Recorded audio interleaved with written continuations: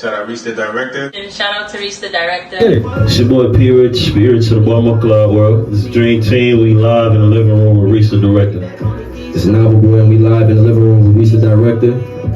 It's Marty McFly, we live in the living room with Reese the director. And this your boy Jimmy Vo. Shout out Reese the director, live in the living room. Alright. Since my son Jimmy and Noble Boy, you got the mic too, but Jimmy, I want to start with you first. So you was born and raised in Harlem, correct? Born in Queens, raised in Harlem. Born in Queens, raised in Harlem. Okay. It was interesting, you know. Back in the 90s, you had a lot of crime and stuff like that. And I literally had the opportunity to see it grow from what it was into what it is now. Right. And if I go back home, I don't recognize my home anymore. It's actually insane now. So you're Connecticut head now. I guess you. Yeah. All right. So what was it like? So where you from? Shit, man, I'm from the best country in the world. Well, where's that? Jamaica. Okay. Hell yeah. Born and raised in Jamaica. Been here since 07. All right. So this is my second home, or my new home. Yeah. So. What was it like growing up in Jamaica? Honestly, man, Jamaica is a journey. You know what I mean? It's one of those countries where you don't have a lot of opportunities, but you don't see a lot of opportunities as a kid. So you kind of have to think outside the box of what you want to be when you grow up and shit. But tight-knit communities, tight-knit families, like a clean environment, things of that nature. Yeah. Nova Boy, where you from? I'm born and raised in Manchester. I'm from Connecticut, so I'm born and raised in Manchester. Okay. Yeah. What was it like growing up in Manchester? Nothing was happening to me. Nothing. I say this to this day, and it's all about you. Manchester is a simulation. Manchester is a simulation. Nothing happens. It's like. Is it like black, Spanish? Like what's the culture in Manchester? The area I was from, it was fairly mixed. It was mostly like Puerto Rican and black kids. Okay. So, but it was every day it was hooping. Like I never had like the idea of like making music and like what I do now until like high school. So from birth to like middle school, and I was always the tallest. So like it was just hooping for me. Yeah. But yeah, I'm born and raised in Manchester. Okay. Marty, where you from? Hartford, Connecticut. Oh shit, you from the hood. I heard about Hartford. Born in New Jersey though. Okay, and you from the hood? You from Newark or something? What part of Jersey? Born in Mount Holly. I never heard of Mount Holly. Yeah, Mount Holly. Okay. My dad was stationed out there in the Army. So. Oh, okay. Army baby. Yeah, I don't remember it, just like you said, being born in Queens. We don't remember those periods. All you know is the CT now. Yep. Okay, respect. So, did you come from a single family home? Single family home? No, it was multi-family. When I was younger, it was no, just like sorry, I should have said that a different way. Mom and dad? Yes, together. Okay, yep, cool. Together, 2-parent household. Yeah, same for all you guys? Nah. Okay. I mean, I definitely came from a home that had 2 parents, but one was a step parent. Okay. You know what I mean? You can say you had a 2 So were you like relatively a good kid or bad kid coming up? Because he was in Jamaica. I mean, I feel like debatable. Yeah, I feel like I might have been I was a smart kid, but I was definitely like a trouble kid. Like I always had a lot of energy, and I was that black sheep that wanted to do what I wanted to do. You know what I mean? Like I feel like, you know how they say like girls learn like earlier in life. Like, I'm one of the guys that learned way later in life. Some shit gotta happen. Yeah. So like, how do you guys get your names individually? How did y'all get your names? I'll go last. My story's kind of dumb. Okay. I'll go. Noble Boy. First, I guess.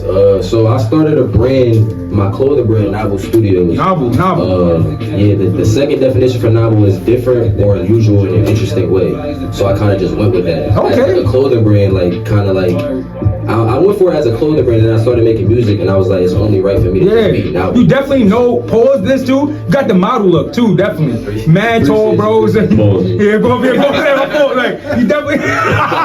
It's the New York and us. We can't help it. You definitely got the model vibe. I'm like, and I said you could definitely do the clothing line shit. I'm trying to do everything like clothing, music, all that. So. Wait, so like, I mean, y'all wearing some of your merch right now? This is my jacket right here. Okay. Jacket, Novel Studios. I got a T-shirt on, and the jacket behind you is Novel Studios too. All right. So. Can we get that in the shot? Can somebody? We can't never leave the house without Novel Studios. Okay. Yeah, that's how I got my name now. We're doing it. Shit, P. Rich, that's my name. Yeah. Pat Richards. So it's stem off your government. It's my government. Yeah. But since I was a kid, man, since I was a baby, I'm talking about 4 or 5 years old, everybody, P. Rich, P. Rich. Yeah. If you go to Jamaica, they got a big ass tank down there with P. Rich written on it. I go to Jamaica, that's just my name. Now they call me by my real government. So all right. And I feel like it just represents me, and most of the greats, their real name is what they use. You know For me, it was simple. Growing up, one of my favorite movies was Back to the Future. Right. Come on, McFly. Yeah. And my name being Martin, it just was. Oh, okay, right. Yeah. Flow right into it. Yep. Me, when I first started making music, it was The Invisible Kid, because I was always that The guy. Invisible Kid. The Invisible Kid. I was the kid that was always in the shadows, or not the shadows, but like. And you was like himself. 6 feet, bro. I mean, I didn't grow this tall till I got to like Yeah, you probably was middle always school. tall, bro. Nah, like middle school, I had a little growth spurt. But I started out as the Invisible Kid, and then one day I was hanging out with some people, and this girl said, "I'm gonna call you Jimmy." And I'm like, "Why are you calling me Jimmy?" Yeah. And it just stuck from there, and I added the Jimmy Vaughn Swayze at the end. So Oh shit! And Jimmy It's Vaughn. funny, I remember that it was a time when people just say Swayze like that. Used to use that lingo, like so it makes sense. The extended name is Jimmy Vaughn Swayze. Shortened is just Jimmy Vaughn. Okay. How long have you guys been entertainers and producers? Like, Man, I would say this shit sound regular, but my whole life, man. You know what I mean? So when I was a kid, very, very young, like I feel like, some people don't remember their childhood. Like my childhood was straight music. Like my memories is driving to church, listening to Bob Marley. Yeah. You know what I mean? And like being 6 in like a dance hall at morning performing. You know what I mean? So like I feel like my whole life has been revolved around music. So that's how me personally. So you come from? I'm sorry to cut you off. So you come from a musical background, parents? Of course, yeah. Like my entire family, we're very spiritual. So of course, we grew up in church. My mom was a singer. So I was inspired by that. Sunday they cleaning in Jamaica. They playing a lot of Celine Dion. Yeah. Shit. A lot of, excuse my language, but a lot of R. Kelly. Excuse my language. I'm saying, you know what I mean? Yeah. But we grew up around classical music. So I feel like, even when I was growing up, I didn't see myself as becoming an entertainer. Like I kind of just felt like that was the only way to really express myself as like a kid that was troubled. You know what I mean? Yeah. Like, that's the only way I was able to say how I feel. You know what I mean? So, but it just turned into a career. Okay. I would have to agree. I've been in all the arts my entire life. Just like P. Rich said, going to church, my grandmother, my mother, all of the schools that I went to had bands or some type of theater. Right. And plays. Church had choir.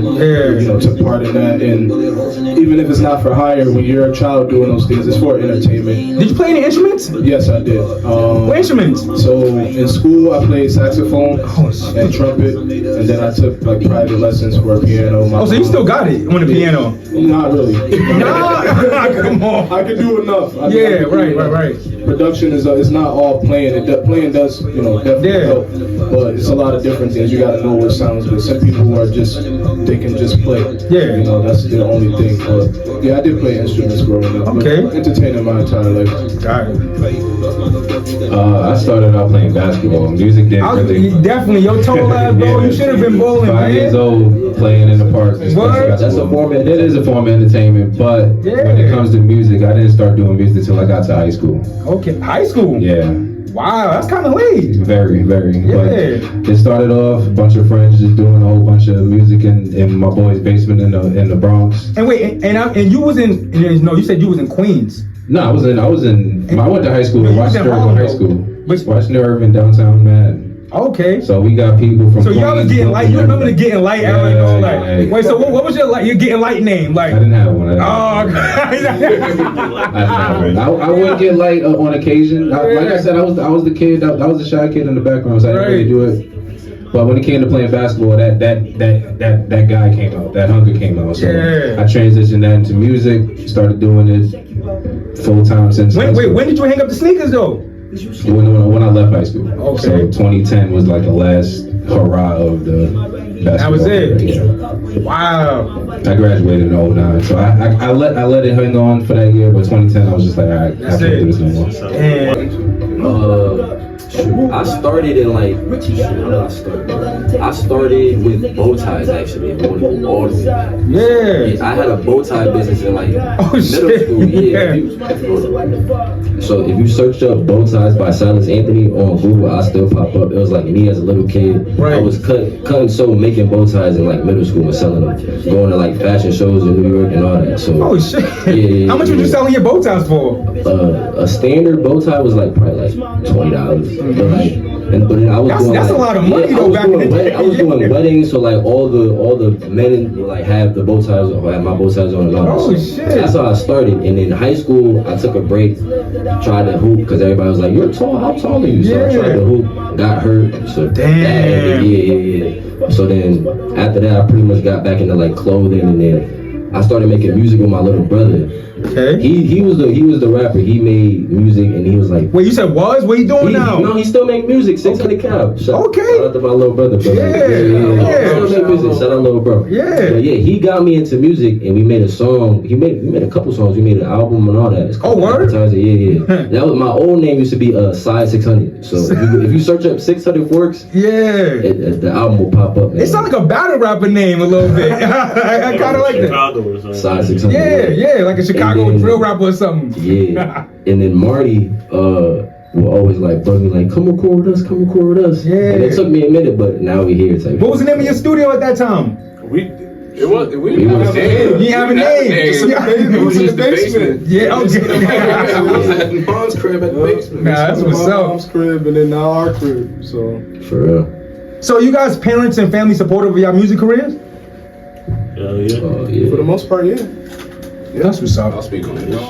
Yeah. Like, this mic really don't work. Yeah, I don't know why, but put it out. That's all good. Can move it. Well, yeah, till my mom, to the day she left this earth, she's been fully supportive. Sorry of to me. get past. All good. But she was there from the beginning, playing loud music in the living room, Yeah. same beats over and over again, talking about, you turn that down. She went to the first show. I was like, yeah, I'm not your son right now. Right. And she was fully supportive of that. So yeah, my mom's definitely been supportive. That's what's since day up, one. man. That's what's up.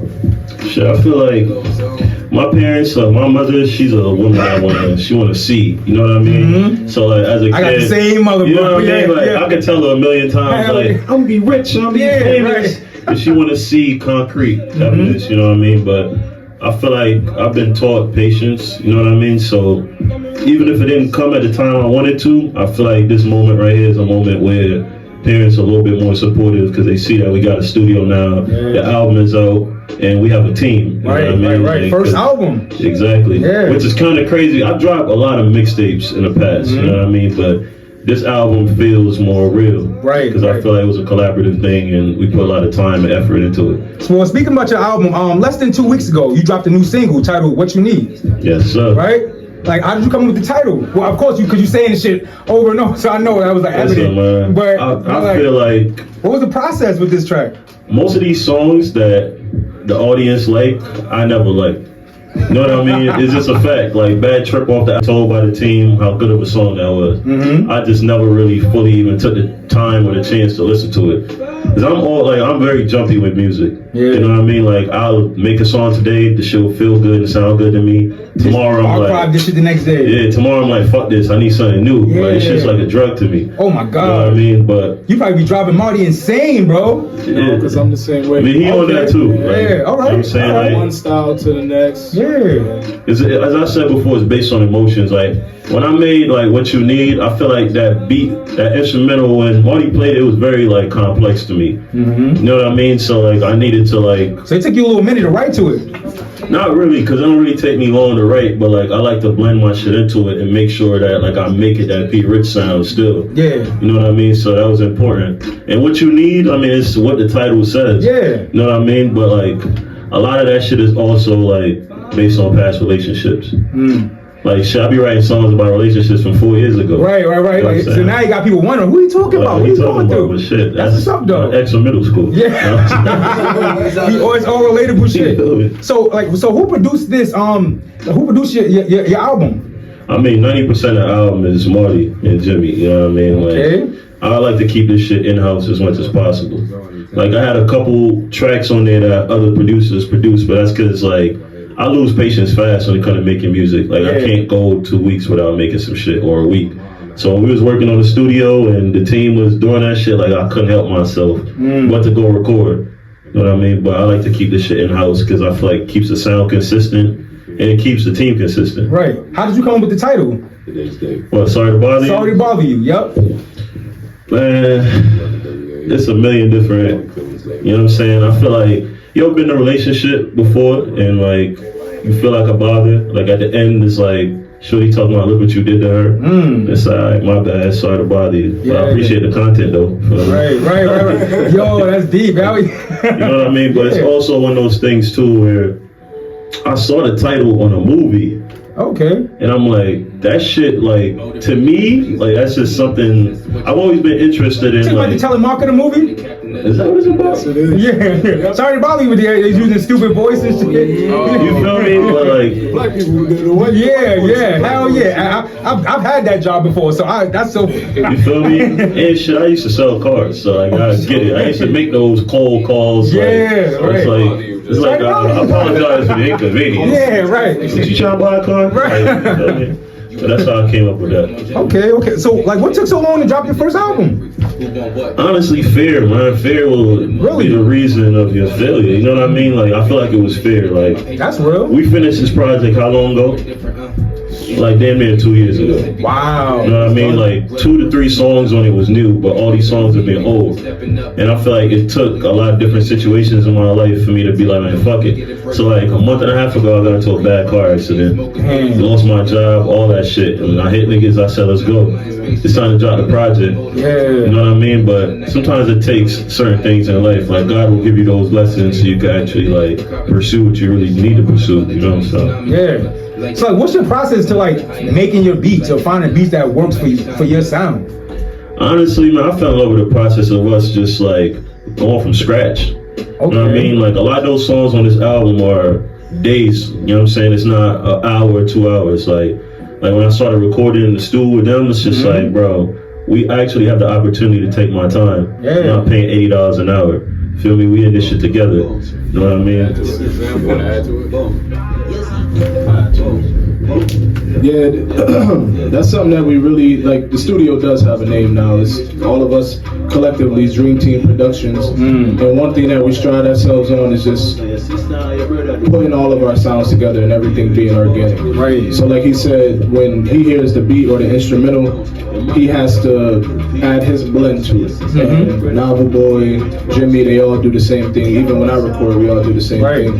We'll just be in the studio together, hear a sample even, or one of us will play something, put a loop down, or something real quick. Everybody starts harmonizing, the melodies start to come out, and then from there we start to add words and build to it. And if everybody's rocking, it's like strength in numbers. Because sometimes when you're in an echo chamber by yourself, you might think something sounds good, and people are like, nah, bro. It's not it, right? But then when you're around other people, it give you the energy. It's like, you ever watch Recess? Of course, hell yeah. You remember, like during Recess, somebody would start with one sound, and then another kid would be tapping his lunch pail, and then another kid is bouncing a basketball, and it just all adds. Yeah. We have a phrase we call layer cake. Just adding different layers to the cake, and then you're left with a masterpiece at the end of it. It's interesting because I'm originally an actor, and my directors always scream out ensemble. Us as a collective, we're an ensemble, so I mean it makes sense. How did you guys come up with that collaboration? Like, who idea was it? Dream Team or? No, Novel Boy and P. Like, how did y'all come with that? Like, Miami? Yes. So, yeah.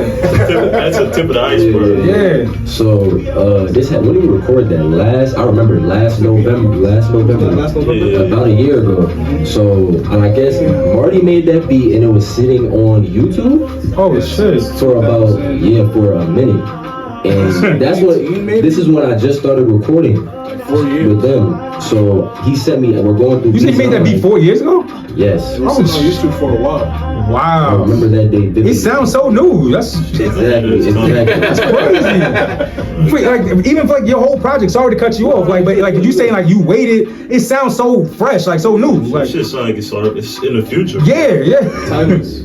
You want to finish something? Yeah. Like who idea was it for the collaboration? You pitched it to him. He pitched it to you. So Marty was playing old beats. I heard that beat and I took it and I was just listening to it all day. I was at work when I wrote the hook for that song. So I was listening to it back to back to back. And then the melody came in my head.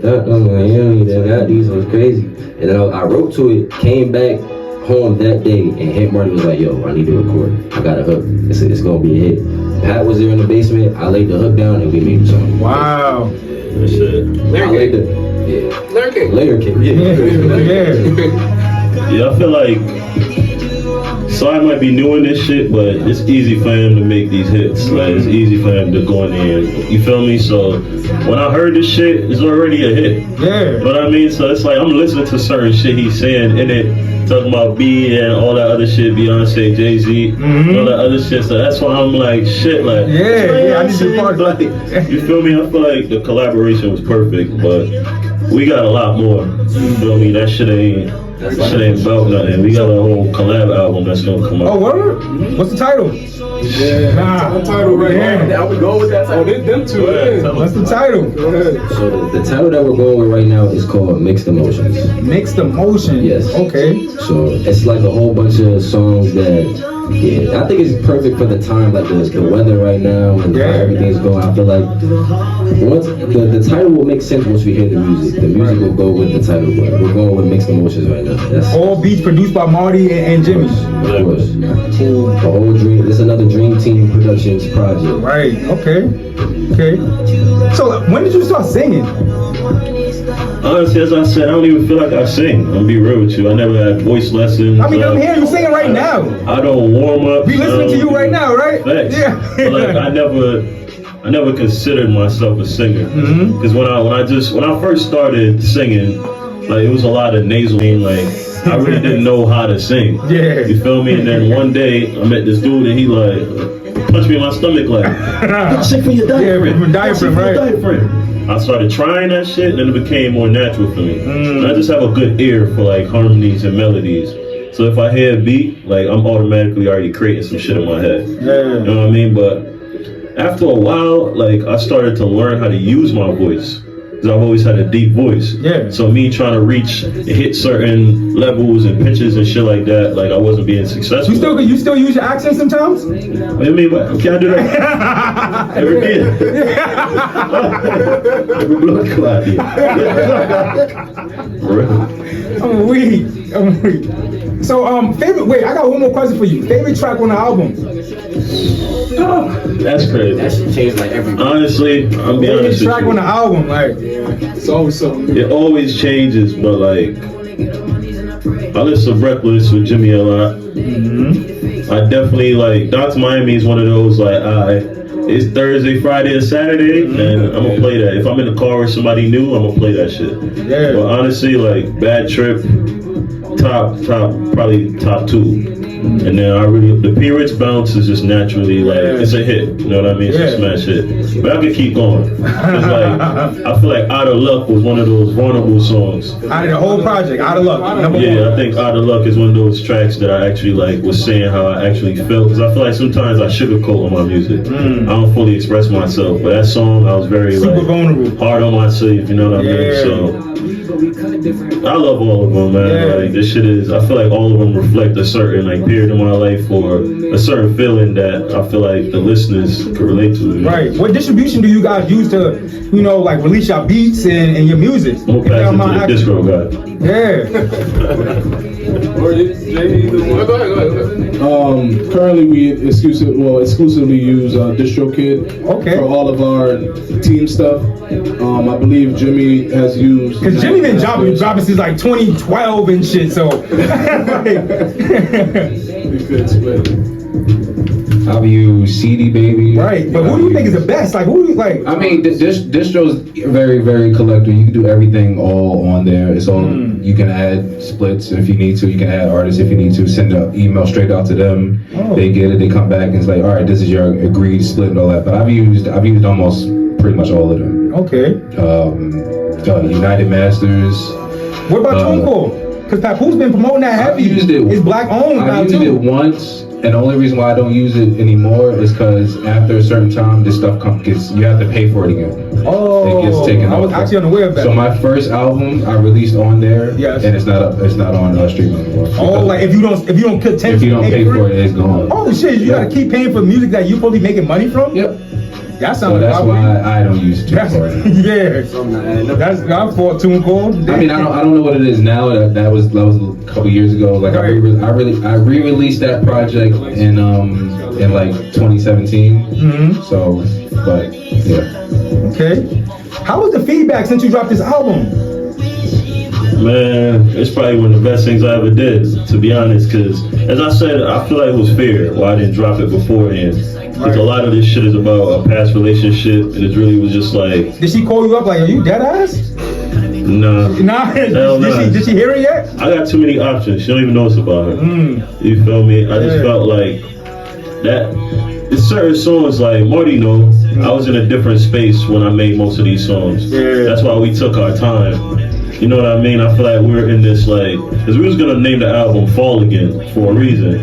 We made the shit in the fall. It was mad gloomy. I was in my feelings about a lot of shit. Yeah. But I feel like on DR and recognize exactly. deep songs. You know what I mean? But I feel like the feedback has been better than I thought it would be, and very different than I thought it would be. Like people like the songs that I don't like, which is crazy, but That always happens though. That always happens. But are they songs that you really don't like? it's not like I don't like the song, you know what I mean? But like, I'll stray away from the song because that shit made me feel some type of way. Like I'll make it, listen to it for a month, and then I'll be like, alright, I got that off my system. Yeah, I'm done with that. You know what I'm saying? And then here comes somebody listening to it like, nigga, that's my shit. Right. You're like, damn. Right, yeah, I just went through a heartbreak, brother. So who booked you guys shows? Jimmy, I know you're a curator. You produce your own shows. But who books the shows? Like when you're not producing your own shows. Us really, we as a team come together. We do everything as a collective. We have multiple spots. You guys had P. Rich Day not too long ago. I seen right down there at the Phoenix Society in Hartford. Yep. Okay. But we put it all together. We as a team put everything together for ourselves. That's what's up. Yeah, we have a core unit.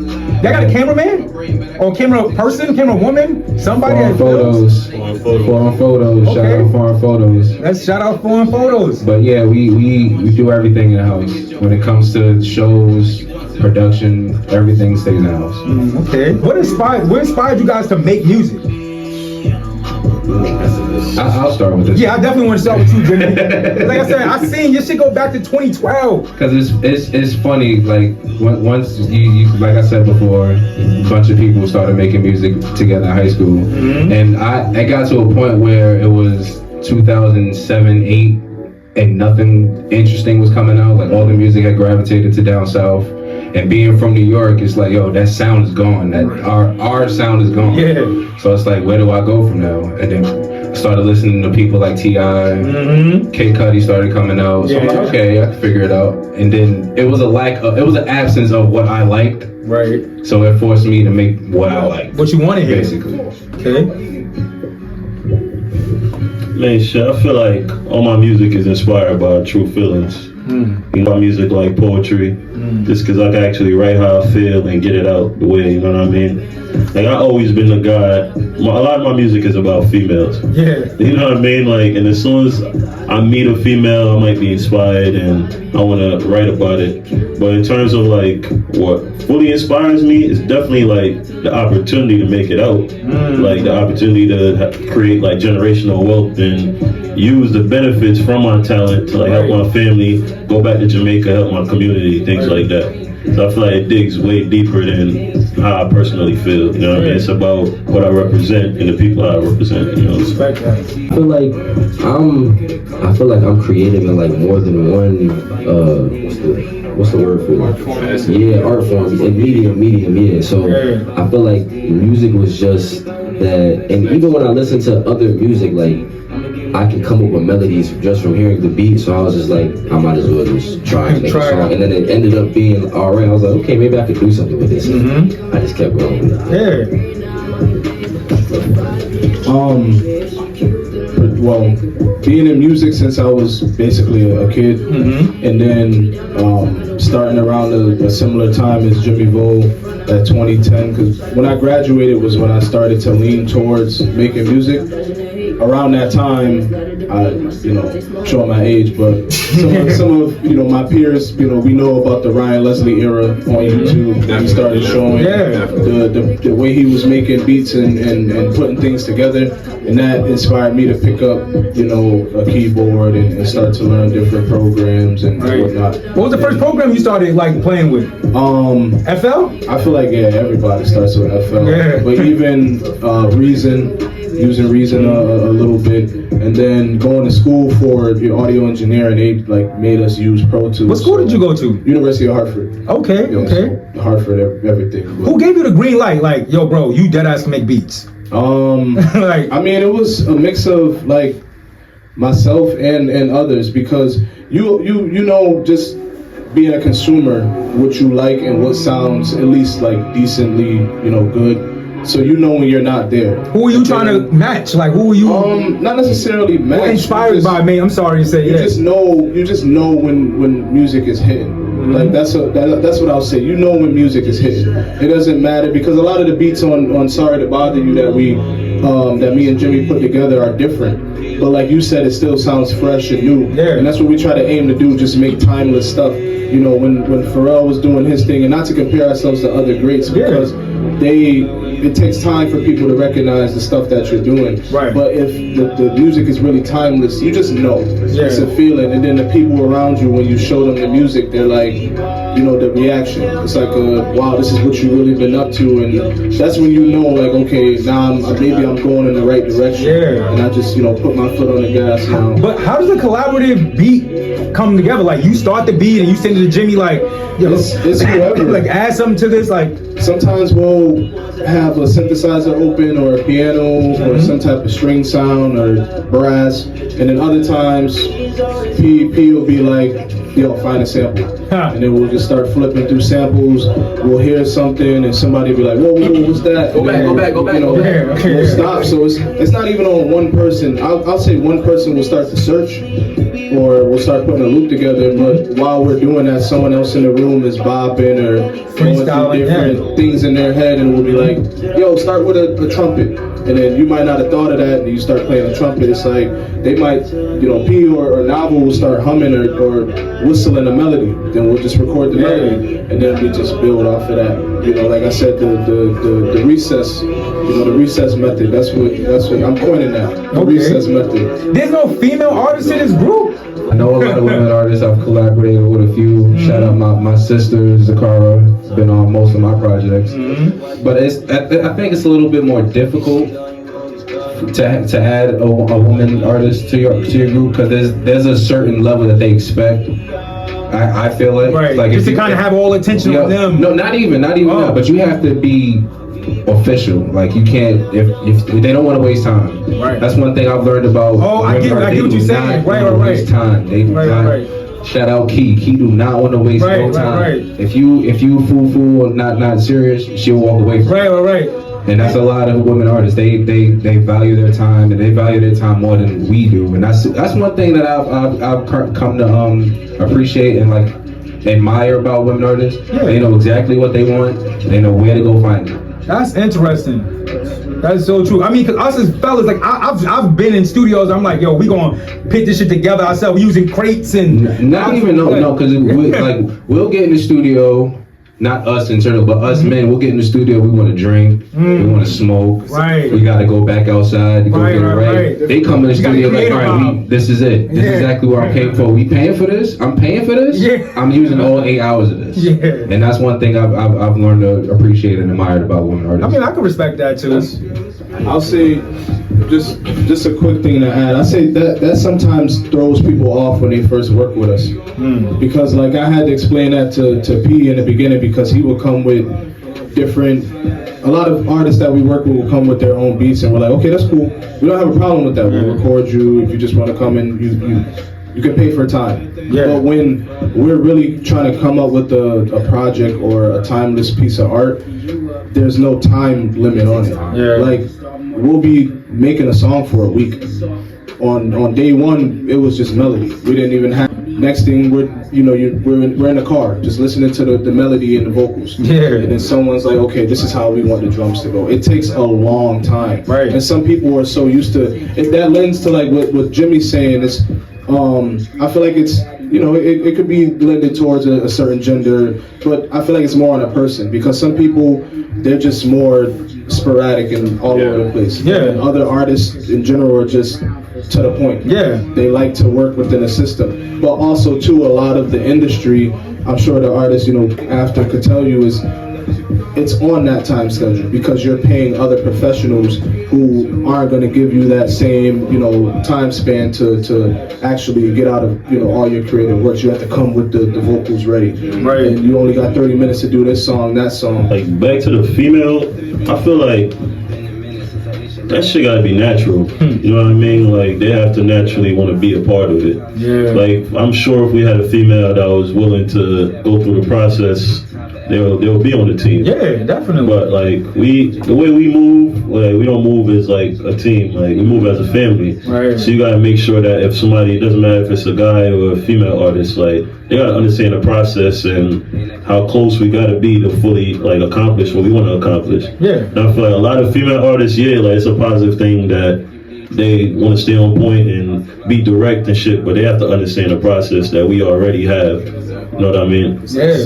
I didn't say that to like say that it's like a deterrent or anything like that. But we like go back to what Pat said. We just haven't found that. But you guys are looking or open. Always open. If anybody hits me and say, "Yo, I want to come be a part of the team," if Car hit me right now, you're a part of the team. You're part of the family. It doesn't. It's never like that. I didn't say that as a deterrent or nothing like that. It's just we just haven't found. Or that person hasn't found us. Right. I want to say. How do you manage your love life and like having a music career? Hey man, I don't think I'm the one that should be answering this. Yeah, nah, don't do that. Look, man, I feel like I'm so deep in my feelings as an artist. I respect that. You know what I mean? Just to be honest, that like anybody who's gonna watch this, it's like any fucking female cross me, you getting in this album. This next project. it's just, I warned you. it's a tough world out here. Yeah. It's a tough dating scene, and I'm the type of guy, like, I be so inspired by little things that I'll meet a shorty and I'll be like, yo, Marty. I'm in love, bro. Yo, I used to be like that, bro. So I get it. I used to be in love every day. So every day I was in love. You know what I mean? But deep down, I know what it is. Right. But like, I know I need that extra, that inspiration. And I just like female energy in general. I like being around a woman, and you know what I mean? But I don't know if there's a balance. Like, I feel like there's inspiration from it.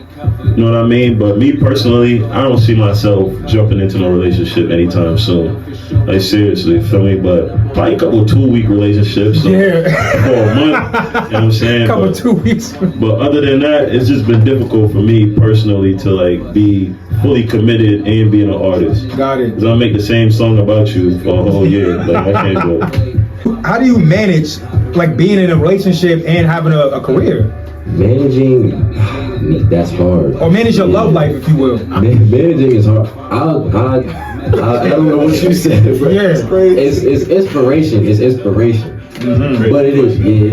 Managing it is hard because you have to finding the balance is like the hard part of like being in the studio all day, wanting to work on music, and then being with whoever you're with.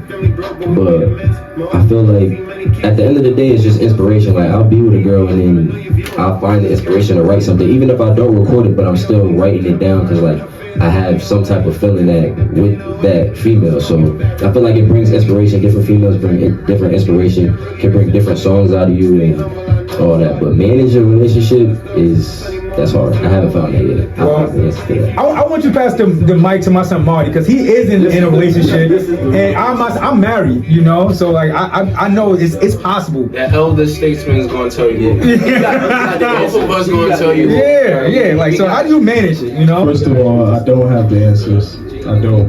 But I feel like he learned. For me personally, and you know others I've talked to that make it work, it's a lot about communication and being honest and open with your partner. And then on top of that too, something that P spoke on earlier is things have to be concrete. So with your love life and something that's so it's unknown to a lot of people because most people don't grow up knowing someone that works in the music industry or the arts in general, so they don't see it as something that's possible. And when you're dating someone, they might, you know, push you to go get a regular job, college, 9 to 5, just, you know, I want to start this, I want to do this, you know, can you not do music? And art is something that takes a lot of energy for you to even crack into, you know, just making money, like a living. Now it's a little bit easier, a lot easier, because you have the internet, ways to connect with people and make, you know, art. But with the relationship, I feel like the biggest thing is just show concrete things. Okay. If your music is not good now, show improvement. You know, if you want to make money off of it,